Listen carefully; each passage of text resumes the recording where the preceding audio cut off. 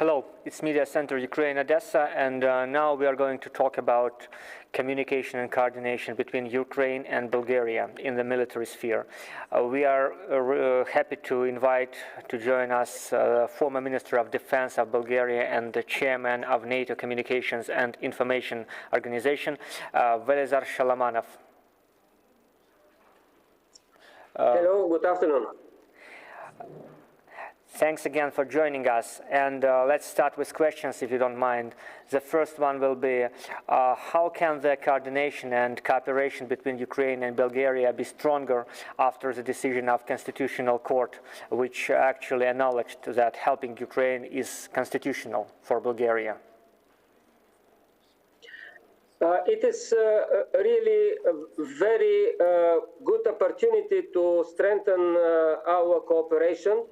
What we could say is that Bulgarian society, a lot of volunteers are doing a lot in support of Ukrainian refugees and providing electrical generators, any kind of humanitarian aid and other type of support for our Ukrainian friends.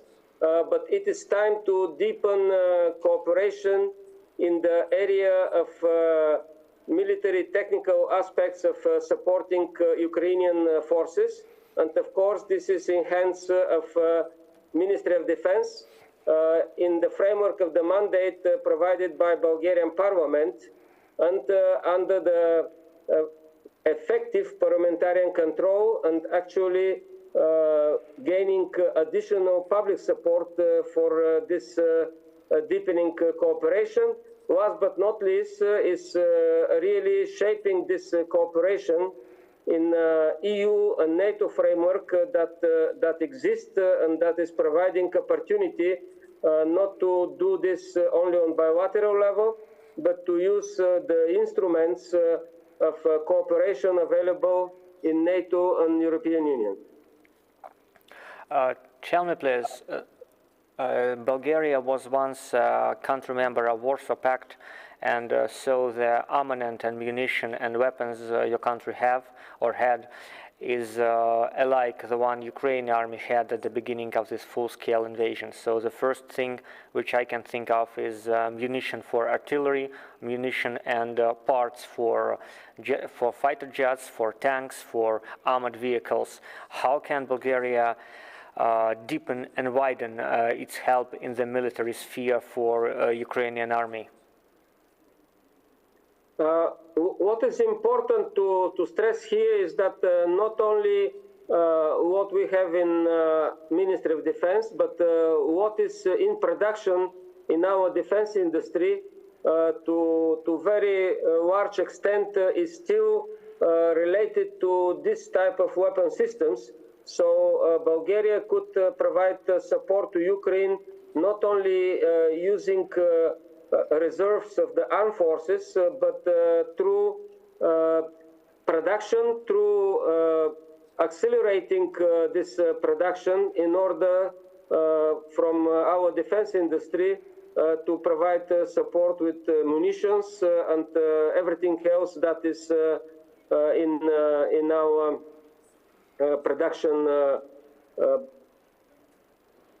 production companies. What is important to add is that, of course, we as part of NATO have our graduate response plan. So whenever our support to Ukraine is actually interfering with maintaining readiness for defending Bulgaria as part of NATO, we need to take measures on national level and with the allies from neighbors like Romania, Turkey, Greece, North Macedonia, up to our North America allies, USA and Canada, to fill the gaps and actually to further strengthening this forward defense organization that is under development as a result of the decisions in Madrid when the summit of NATO decided to further strengthen our capabilities for forward defense. So there are three elements. First, what we have in our stockpiles in our forces. Second is what we could produce as Bulgarian defense industry. And third is to keep the balance of what is provided to Ukraine with what will be received from other allies in order to further improve defense capabilities in the eastern part of NATO instead of decreasing this capability and level of readiness. I absolutely understand the technology, the system itself. So if you give something, or if any other country gives something, like Poland, which declared their readiness to give the fighter jets to Ukraine, in order this country has to receive something to substitute. It could be fighter jets or munition or armored vehicles, whatever. But if you're talking about production capabilities, these are crucially important for Ukrainian army, because at the territory of Ukraine it's very hard to establish the production lines. And as far as I know, some production lines are already being established in neighboring countries. So the production capabilities of Bulgaria, are there any contracts on the way for Bulgarian companies to satisfy needs of Ukrainian army of munition and repair and parts? Do you know about any contracts which are going to be signed or even signed?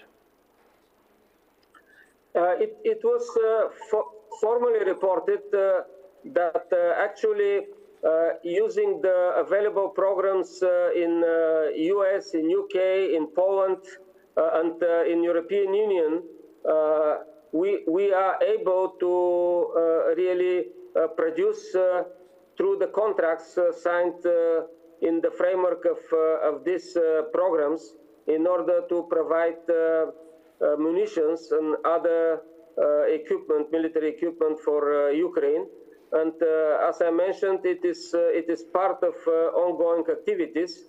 As for bilateral developments, I'm not aware, but this is what is included in the mandate our parliament voted on positively.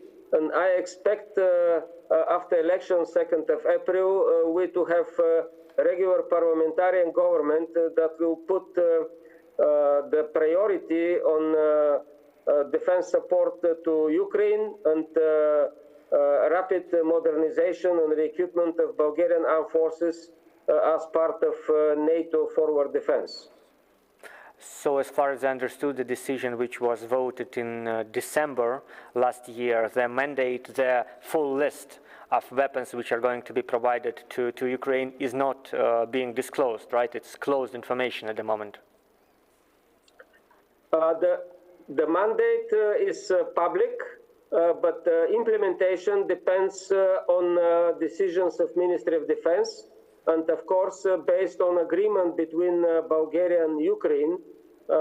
This is classified information on both sides, but of course through parliamentarian control, members of the parliament representing people of Bulgaria are in position to check what is going on, what is provided to Ukraine, and in consultation with their colleagues from other NATO and EU countries to really further motivate the government to be more proactive and more innovative in implementing this mandate. If it is a requirement further to clarify and to extend this mandate, of course, it will go through parliamentarian debate, and I'm confident that in the overall context of Bulgarian policy in support of Ukrainian independence, territorial integrity and freedom, we will be able to provide whatever is needed to Ukraine and as long as you need it. Thank you. I think one of my colleagues has a question to you. Just give us a second and he'll ask it. Igor. Yeah, go on. Good afternoon, Mr. Shalamanov. I'm Igor Karpachenko, Topor Information Agency. Thank you very much to you and to Bulgaria for supporting Ukraine, and to Bessarabian Bulgarians who also protect and defend our country in the east. I have the following question. We know that Bulgaria has been under political crisis for quite a long time, and quite soon you're expecting yet another elections to the parliament. The previous parliament needed a long time to make the final decision, to vote for the law providing military and other type of support to Ukraine. But taking into account that Russia has been trying to significantly affect the results of your voting, and the populists perhaps will have some votes and will be the part of the next parliament. How can this impact and affect the support of Ukraine when it comes to such parties as Bulgarian Socialists, Renaissance Party, and how do you think, what is the extent of the influence of Russia's propaganda in Bulgaria? Thank you. Let me just clarify, the last parliament actually started the discussion on military support to Ukraine from the very beginning, and the first proposals were registered 19th of October, the first day of the parliament, and decision was taken actually early November. In December was just ratification of agreement between Bulgaria and Ukraine for practical delivery. But the parliamentarian mandate was voted with a high majority, 135 people of 240, already beginning of November, I believe 3rd of November. Second, yes, we have fifth round of elections for the last 2 years, early next month, 2nd of April. And there is a populist movement. There is Socialist Party that was kind of blocking Bulgarian military support to Ukraine in the last regular government. But current polls gives us confidence that Socialist Party and Populist Party together are below 20%. And there is a very high majority, up to 60, 70, 80% of people that will represent Bulgarian society in the parliament, that at least on this topic of defense support to Ukraine are united. And actually, I personally expect this unity to help to form the regular government, because if we keep this caretaker government that is appointed by the president, who is known with very conservative attitude to Bulgarian support of Ukraine, it will be very difficult. And of course, without parliament, we cannot make any serious steps forward. But just to conclude, I expect to have a high majority of members of the parliament that are really in support of Bulgarian military help to Ukraine, that are in support of more active role of Bulgaria in NATO forward defense and in European support to Ukraine. And this will be additional argument first to have a regular government and to take serious steps in countering Russian disinformation and propaganda, because I fully agree with you, Bulgaria is most vulnerable country in Eastern Europe, in NATO and EU, to Russian influence, and it is of great importance for us, for our security, for our future, to take serious measures to counter this influence and to strengthen our capacity, our resilience to withstand interference of Kremlin in Bulgarian internal politics. That is, at the end of the day, internal politics for NATO and EU as well. Thank you. The next question from me is, I'm sorry, yeah, one more question from my colleague, who actually was the one to arrange our briefing, which I'm very grateful to him for. So, Anatoly. Вітаю. Good afternoon. My name is Anatoly Kosin. I'm representing Media Center Ukraine, Odessa. I have the following question. New York Times at the end of February wrote that Bulgaria started producing 122 millimeter caliber in Kostanets, and also started producing in Sopot city of the ammunition of 129 millimeters for Grad and 152 millimeters. Can you tell us what is the capacity of these factories, if you know, and if you can provide this information? I cannot talk about the exact capacity. Definitely the capacity of company in Sopot is very large, because it is the largest defense company still owned by Bulgarian state in Bulgaria. Kostanets is much smaller. It is part of the defense company owned by Ministry of Defense, and it was not so much focused on production.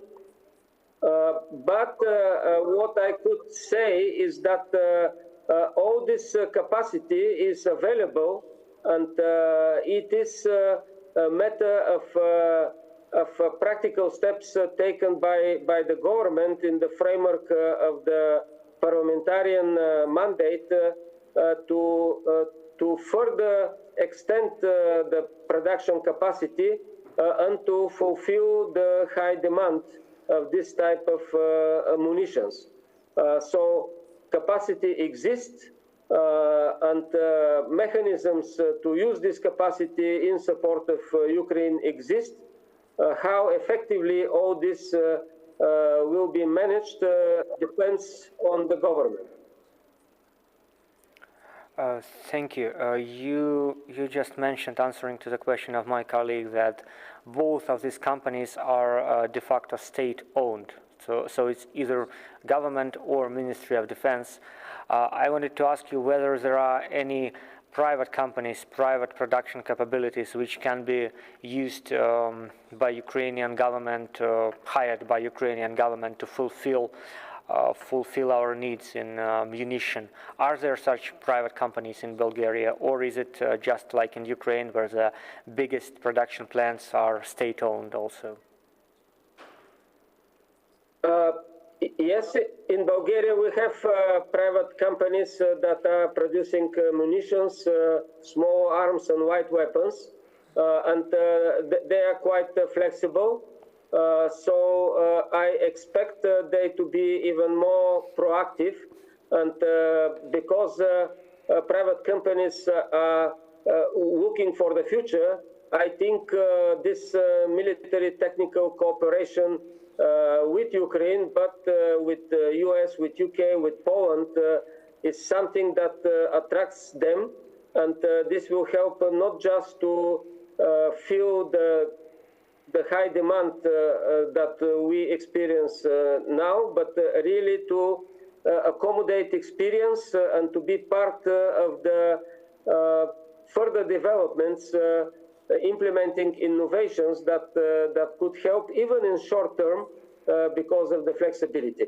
I cannot speak about specifics of these companies, but I could assure you that there is capable private defense industry in Bulgaria that is really looking for further cooperation in the framework of NATO and EU and in support of Ukraine as a main driver for change currently. If we are speaking about driver for change, just been 2 weeks ago when we thought about 1 year anniversary of this full-scale invasion, and I wanted to ask you about the public opinion in Bulgaria, because here in Ukraine we used to think of your country, we couldn't think of it as a pro-Russian one, but we knew that the connections and a mood of Bulgarian citizens maybe kind of pro-Russian in a like old past old Soviet way. How do you see the changes in society during this 1 year after this 1 year of full-scale invasion of Russia against Ukraine? We see the change. Practically, as I mentioned, if there is still pro-Russian attitude, it is less than 20% in Bulgaria. And what matters even more than just attitude is large-scale support of Bulgarian citizens when it comes to different type of help to be provided to Ukraine.